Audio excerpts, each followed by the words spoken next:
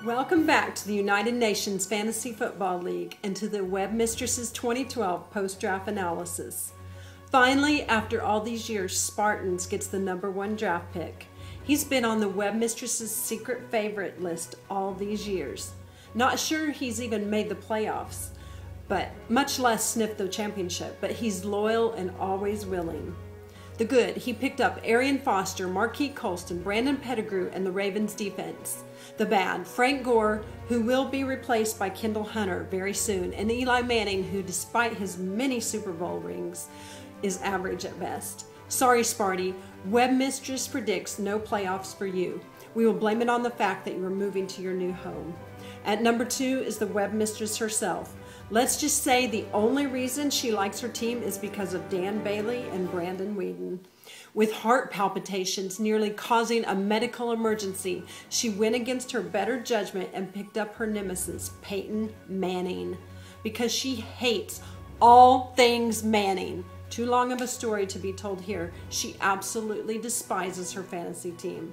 If she doesn't learn to love them, she will not make the playoffs for the first time in many years. She has the right to change her mind at any time. The #3 pick is newbie Florida Crackers. While no one really knows much about the Crackers, he gets the award for most polite fantasy football team owner ever. He automatically gets into the playoffs for calling the Web Mistress ma'am when spoken to. The rest of the owners could learn from his politeness. As for his team, who cares? He will make it into the playoffs based on how he treated the mistress, plus he sang centerfold, so he's definitely in. Running Red gets the #4 slot. Because he's from Oklahoma and hunting season is very important there. Football's apparently not. He did not attend the draft. The Web Mistress picked for him and made sure he got 4 tight ends, with 3 of them being backups. She did well by drafting Matt Ryan at quarterback and rookie Trent Richardson at running back, so Red maybe will have a chance. But don't write any strongly worded letters, Red. They will get trashed. At #5, Telecommunist pulls a no-no and grabs Aaron Rodgers in the first round.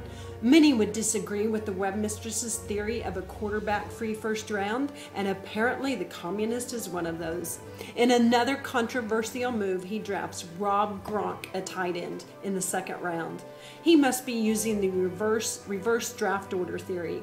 Next up, a kicker! He did hold off until round 12 to draft a kicker, so we'll not beat him up too much. By adding rookie Justin Blackman, he improved his roster tenfold. Playoffs are in your future. Taiwan on Dragons gets stuck in the middle at #6. The ex-3-time reigning champ kidnapped Tom Brady from the clutches of the Web Mistress's cold, dead hands. He will regret that decision. Side note, his beloved Sooners squeaked out a win because of his rebellion. His receiving core is probably one of the best out there, and with Brady leading the pack, he'll do well. A bit suspect at running back, but the Mistress sees playoffs in her crystal ball, despite the Brady thievery.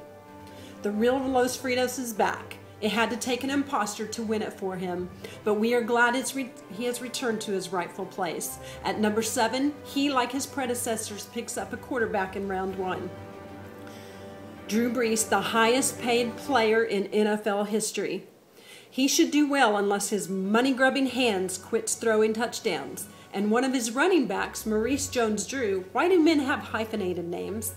Just yesterday signed his little money-grubbing contract himself. Fritos also picked up the man who needs a babysitter, Des Bryant. And the Philadelphia Eagles defense, and you have possibly the most selfish team in the league. If you don't totally screw this up, you're in the playoffs. Yellowman gets pick #8. Calvin Johnson, Jay Cutler, Jason Witten. That's it as far as potential fantasy points. Michael Vick, who is always on the injured reserve list, more than he plays. Darren Sproles, possibly the shortest NFL player in the history of man. And the Cowboys defense. You're normally smarter than this, Yellowman. No playoffs for you. At #9 is the former water polo star, Peaches and Cream. Our resident Richie Rich, and traditionally known for picking Tony Romo in any round. He went for Matthew Stafford this time, local Dallas boy. Your years of never making the playoffs may just come to an end. Other notable selections, Larry Fitzgerald and Ahmad Bradshaw. The rest of the team is ho-hum, but the Mistress is going out on a very thin limb, and you will make the playoffs. Chelsea's biggest fan, True Blue, joins us at number 10. While he is the current reigning champion, the Mistress refuses to call him champ. Still not sure how that happened. DeMarco Murray, Matt Schaub, and Steelers defense are solid choices, but RG3 and Fred Davis, a third-string tight end, questionable at best. Sorry, champ. Soak it up because your season ends at week 13. At number 11, the reason for the breakup of the original Big 12 is the Longhorn Network. As long as Adrian Peterson doesn't go to prison and the Dallas Cowboys play better than expected. Oh, you picked up Tony Romo and Miles Austin? Wait, hold on. The Web Mistress was putting you in the playoffs until she ran down your roster. Toby Gearhart, I think I graduated with him. Jacquiz Rogers, Aaron's younger, lesser-known brother, and Greg Zoolander. That's what I thought of, Derek Zoolander. Well, never mind, you're not going to the playoffs. And last but very much not least, Southpaws at number 12. With Cam Newton, Greg Jennings, Tony Gonzalez, and the Bears defense, you have the luck of an Irishman and will be in the playoffs. Good luck!